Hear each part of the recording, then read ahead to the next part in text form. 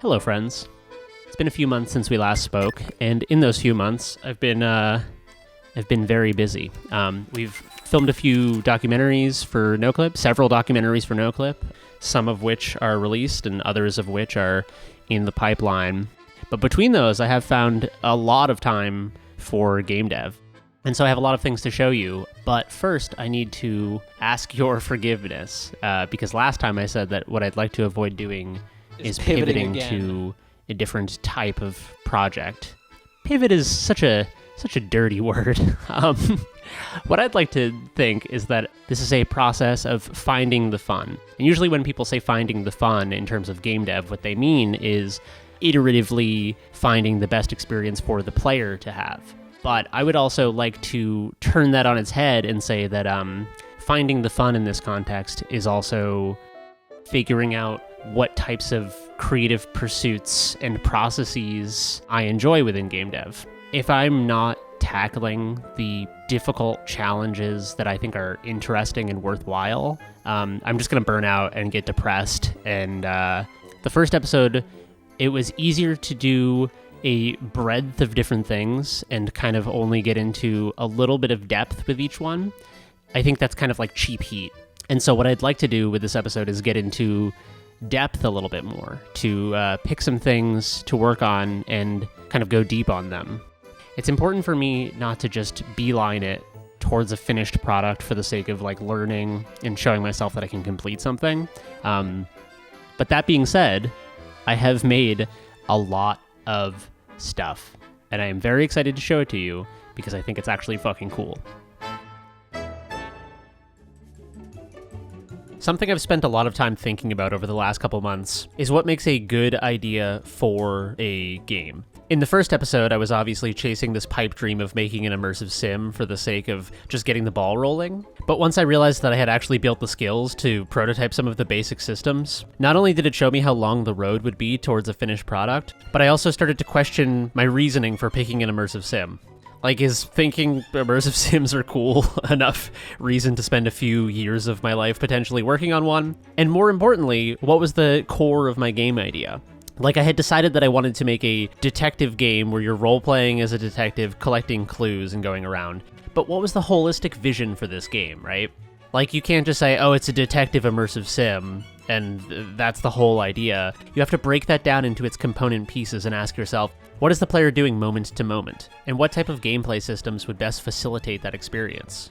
So following that logic, a detective immersive sim would likely have the player stealthing around, collecting clues, shooting people. But when I really thought about this, stealth games and first-person shooters, single-player first-person shooters especially, are not really my favorite games to play. Like, immersive sims are kind of the exception to this rule.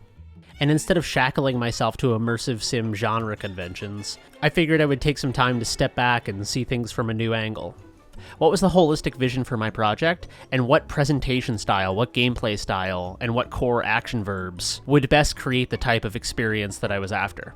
And the three sort of core actions that I envision players doing in this game are: 1, talking to people in the course of your investigation, with certain dialogue options gated by how many clues you've gathered and whether or not you've discovered certain information.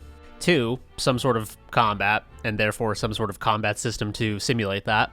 And 3, investigating and piecing together clues. Before I jump into any of this, let me just throw it out there really quickly that the thing that I've spent the vast majority of the last 3 months of my game dev working on is my visual art. Visual art has never been my strong suit. I've never really been very good at drawing or painting or anything, which is a huge part of the reason that I got into working with cameras in the first place. But having a coherent and cohesive aesthetic for a game is a huge part of its presentation. That's not to say that an ugly game can't be good, but video games are a visual medium. So it feels important to me to spend a lot of time polishing my skills in this area, because a huge amount of the player's experience will be shaped by what they're looking at. But even though that's what I've spent the most time working on, let me put a pin in that for now. So back to these 3 core actions: dialogue, combat, and investigation.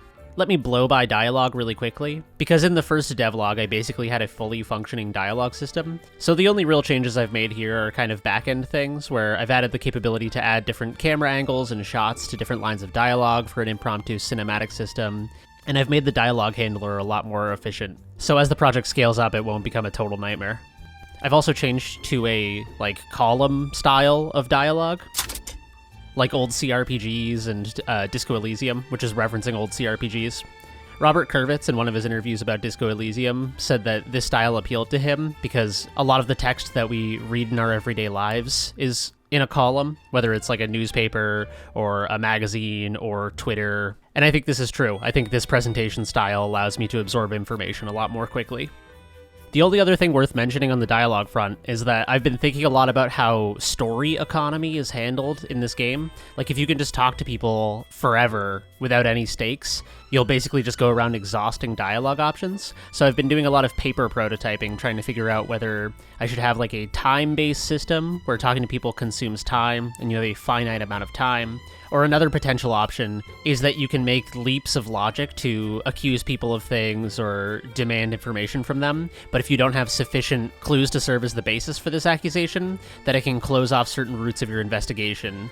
Basically, I'm just trying to gamify the detective work and figure out how to create stakes in a game where you're largely going around collecting information and talking to people about it. I've also spent a lot of time the last few months working on the script for this game, but I'm not quite ready to pitch you on the story yet. So expect more detail about story and world building in the next episode of this devlog. So let's move on to something a little more complex. And when I say a little more complex, I mean that I spent literally the entirety of May building a combat system. The closest thing to a battle system in the previous iteration of this project was just the basic kind of first-person shooting that I had implemented. But with the more RPG-style presentation, I started to investigate the possibility of turn-based combat. And even though I love turn-based combat without positioning, like you'd see in most Final Fantasy games and things like Super Mario RPG and Chrono Trigger and stuff, lately I've been more interested in tactics RPG combat systems, like you'd see in Gloomhaven or Divinity Original Sin 2, or Final Fantasy Tactics. And I thought, how hard could it be to basically make like the JRPG version of chess? The answer, as it turns out, is way fucking harder than I expected. I started with the basics, just handling basic moves and attacks and the most simple version of enemy AI that I could muster, where it just moves towards the target.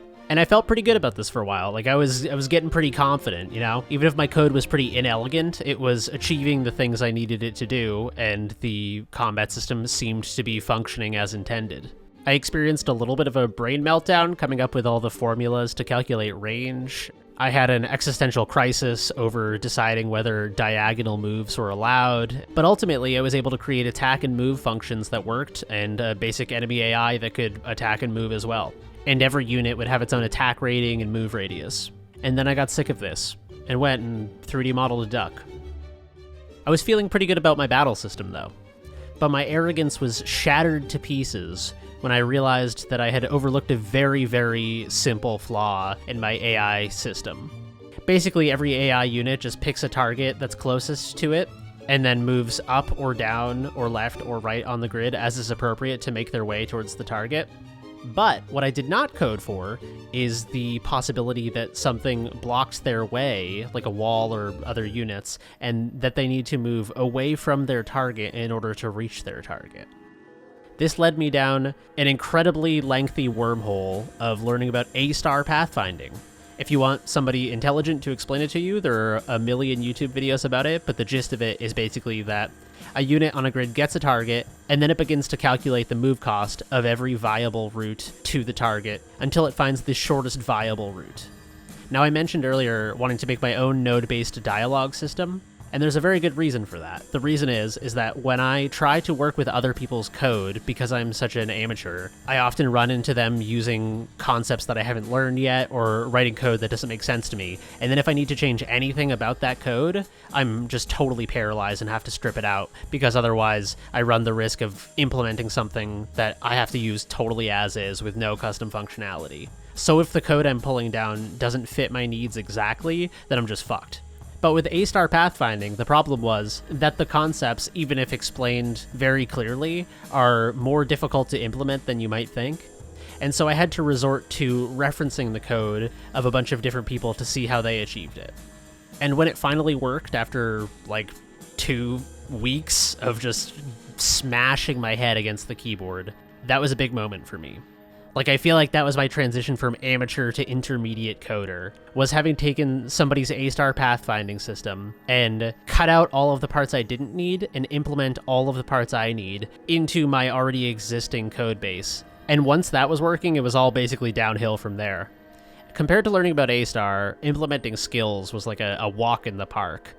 I had to write a bunch of new range functions and figure out how to calculate range for AoE, but ultimately I was able to implement a skill card system here. The cards don't have icons yet, they're just black squares, and have skills that teleport, do damage at a distance, do AoE damage, and heal allies. And once all that was implemented, I did a little bit of tweaking, giving the enemies more or less health and adding more enemies, and basically just like making sure that I could tweak the parameters and create custom encounters. And I did, and it works, and that felt very, very good. Oh, and I added damage numbers, because otherwise it doesn't feel like you're doing anything. And the biggest lesson in all of this is just the way that seemingly simple things can balloon outward into these complex webs of problems to solve. So that's it. That's the whole battle system. That's a month of work that I've explained in like a few minutes, which is devastating. But also, like, this is exactly what I was talking about in the introduction, is that going from nothing to having a couple units on the board attacking each other and dying took me like less than a day, right? Which seems impressive, but then going from that to a more functional, more feature-rich, more fleshed-out battle system was like this Herculean effort. And I think this is also a really humbling lesson about why more seasoned devs say to take on smaller projects. Like, I always kind of intellectually knew the reason was that things just balloon outward in this way that makes even really simple things into these complex webs of tasks that can take infinitely long. But experiencing it firsthand, just creating the beginnings of a battle system, was very, very eye-opening. But there it is. It works, it's functional, and I haven't touched it since because as I'm still figuring out the reasons you do battle in this game that I'm writing, as I figure out the circumstances that surround battle, I think that will dictate the kind of features that I want to put into this game. Ideally, what I'd like to do is use this as like an RPG system in a very traditional sense, to have a system of dialogue and battle and clue finding that are applicable to telling stories in interactive worlds, right? And so the combat system needs to be in service of creating that experience of role-playing, not just be a cool battle system in the abstract. And aside from that, I was very sick of looking at this. So in terms of our 3 core systems, that's 2 out of the way: dialogue and combat. The third is a little more complex. So I'm roughly referring to this as clue finding or investigation, but that kind of fragments into a bunch of different subcategories. Beyond talking to people, I think a really important element of any clue finding experience would be picking up objects and interacting with them. And so I decided to make from scratch a little 3D object viewer. The broad strokes of this are basically that you can have a 3D object, you can zoom in, zoom out, click on it, drag it around in circles, and then create various interactable elements. So if you click on a certain section of an object, then it can trigger animations that then allow you to interact with the object in new ways. Examples of this might be having compartments on different things that you can open or access, having hidden elements to objects that you can sort of only figure out by looking at them a certain way, or if you have prior knowledge of the way that they function. But one idea I had was that part of the story I'm writing features a bar, and in that bar are a bunch of like fascist paramilitary assholes. So I was thinking about pressing them for clues and how that might work. And obviously they would kind of like reject you or not talk to you or whatever. So I got to thinking how you could antagonize them in a way that might cause confrontation to kind of trigger the events in the bar. And one idea I had was that if someone at some point in the game tells you one of these guys hates a certain type of music or whatever, then if there was a radio in the bar that you could interact with, that maybe you could tune the radio to a specific station so that it plays the type of music this person hates and starts a confrontation that advances the story. I also figured that a radio was a good test bed for this interactable 3D viewer because there's a lot of different things you can do with it. So I created a little retro radio and gave it a few different elements. A battery hatch that opens, a tuning slider that crossfades between 2 radio stations, which are just pre-recorded radio chatter from the real world, and then 2 knobs, one for volume and a low pass filter, which basically just as you turn it down filters out the higher frequency elements of the audio signal. And I think this was time really well spent, because at the end of this, I had a totally interactable object with a bunch of different functionality, and this 3D viewer could be assigned to any object in the game world. And then you would just have to build in custom functionality and animation for each of those objects.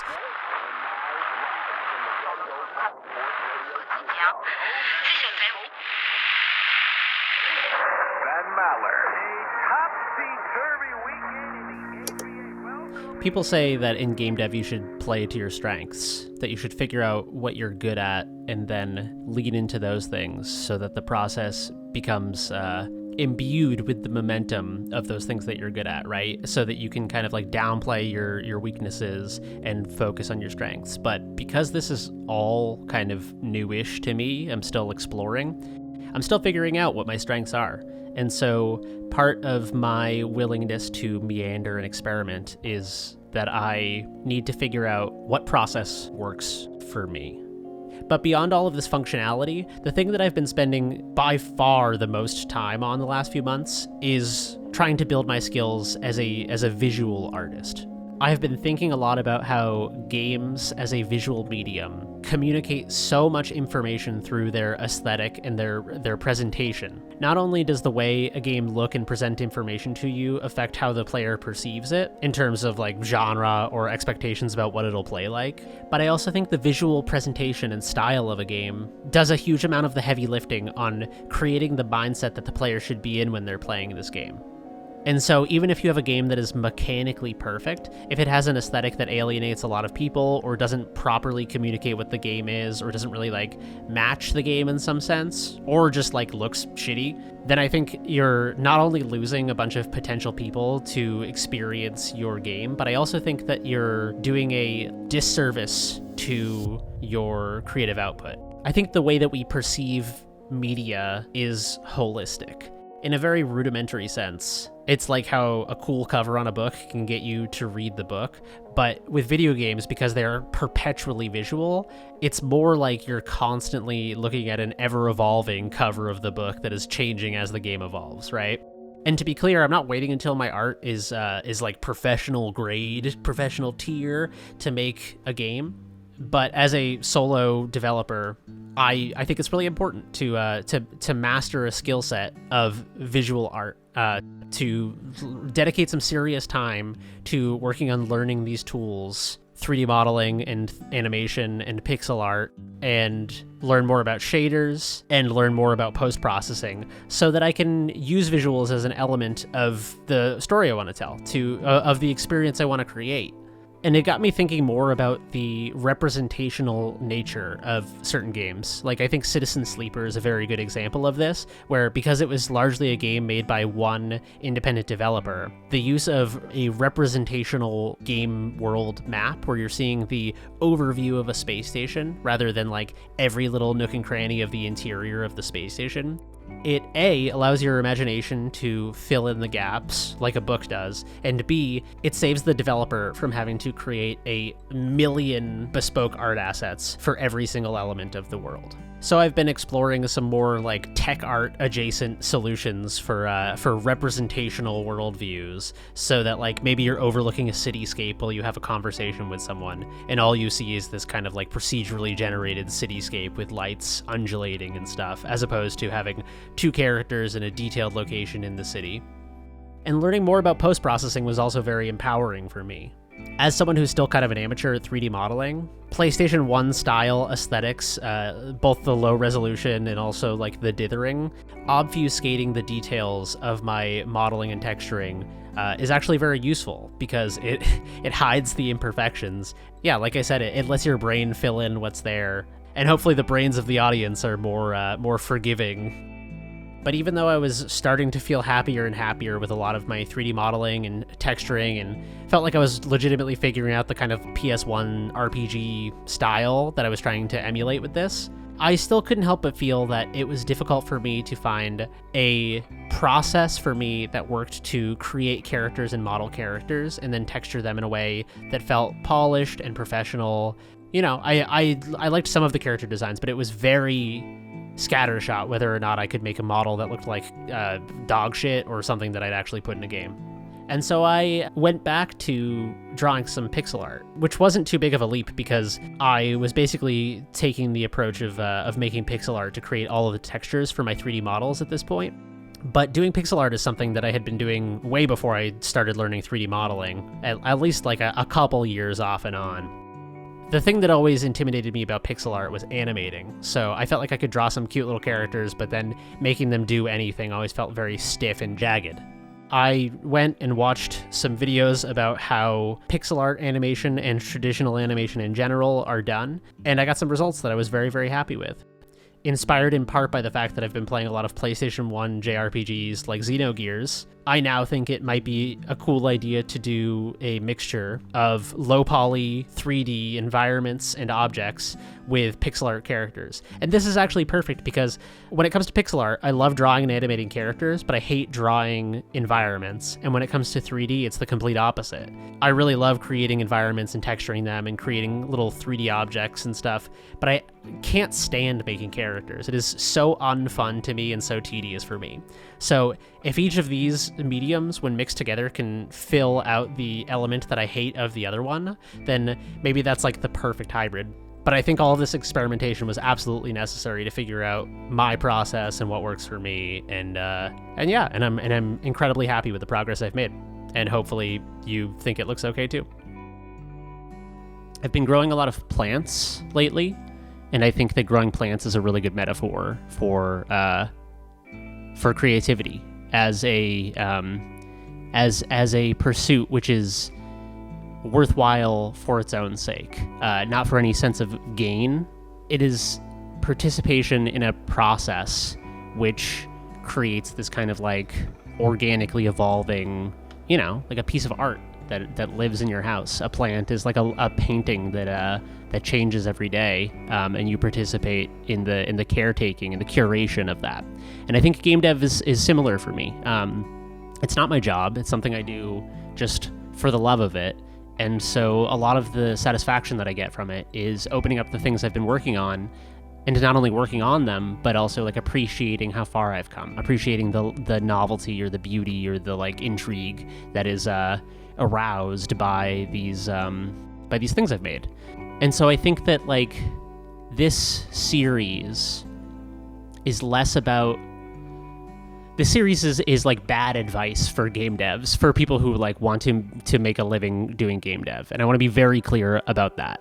This is not a series where I'm beelining it towards a finished product that I can release and, put on my portfolio or sell or whatever, put on my resume.